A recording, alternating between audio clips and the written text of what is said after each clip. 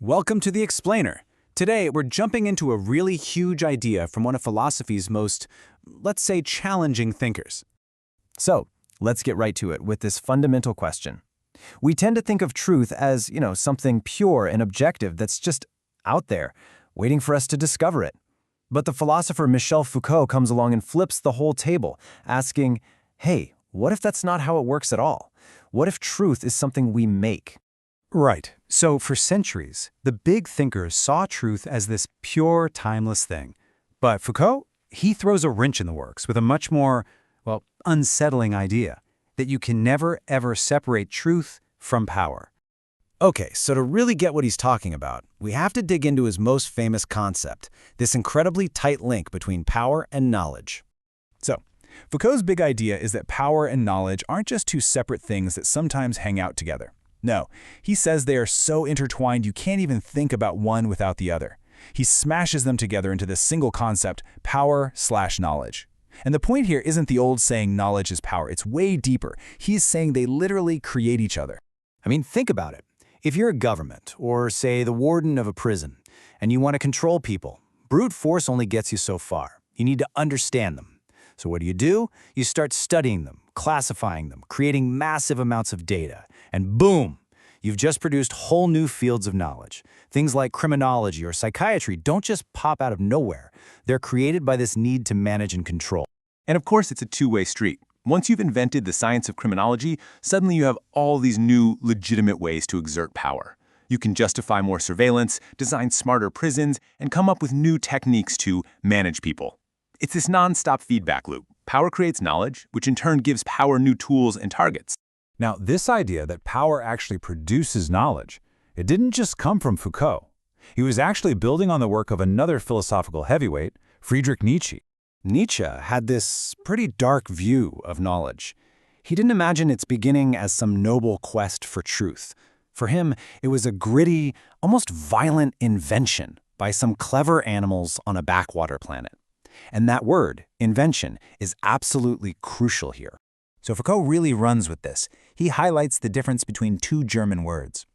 See, philosophy was always looking for the Ursprung, the origin of things. Its pure, pristine, almost divine starting point.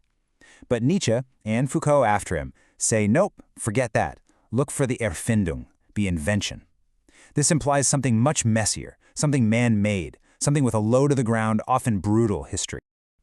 So, for both of these guys, knowledge isn't like a calm, clean mirror just reflecting the world as it is.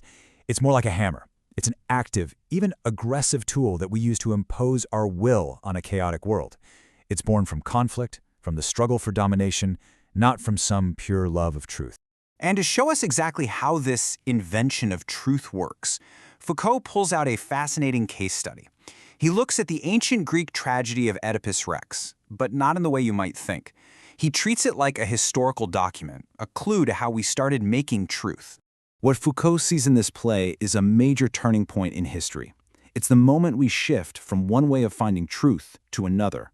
We move away from the old school test, a duel, a challenge, where you basically let the gods sort it out, and we move toward a new kind of political technology, the inquiry. And the inquiry is exactly what it sounds like. It's a method for finding truth by collecting evidence, gathering testimony from different people, and piecing it all together. It's a human-led process, not a divine one. Foucault says the whole play is a masterclass in this new technique, which he calls the rule of halves. Think about how the story unfolds. The truth doesn't just appear in a flash. First, you get one half from a divine source. The oracle says a murder has polluted the city. That's the what. Then you get the other half from a prophet. Tiresias points the finger at Oedipus. That's the who. But even that's not the end of it. King Oedipus then has to use his royal power to drag the truth out of people. His wife, a shepherd, forcing them to give up these little scraps of memory that he then stitches together into the final, horrifying truth. And this is the absolute crux of Foucault's argument. See, Oedipus isn't just finding a truth that was lying around. He is actively building it. He's using his power as king to compel people to talk, to assemble these scattered bits of knowledge into one single, powerful, and, in his case, devastating story. Okay, so it's a great story about an ancient Greek king, but what does any of this have to do with us right now? Well, here's the kicker. Foucault argues that this method, this inquiry, where someone in power examines someone else to construct a truth, it didn't just stay in ancient Greece. It became the fundamental blueprint for how we, in the modern West, seek knowledge about ourselves.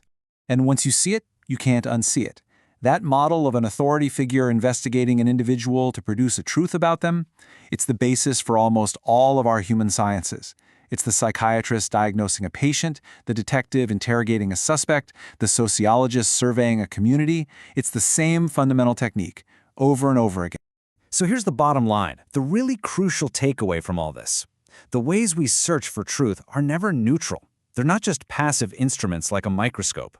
They're active practices of power that don't just describe us, they actually help create us. Which leaves us with a pretty unsettling question to chew on, doesn't it? If truth is really something that's made through power, not just found, then what modern truths about ourselves, about our sanity, our sexuality, our identity, are not timeless facts at all, but are actually inventions of power?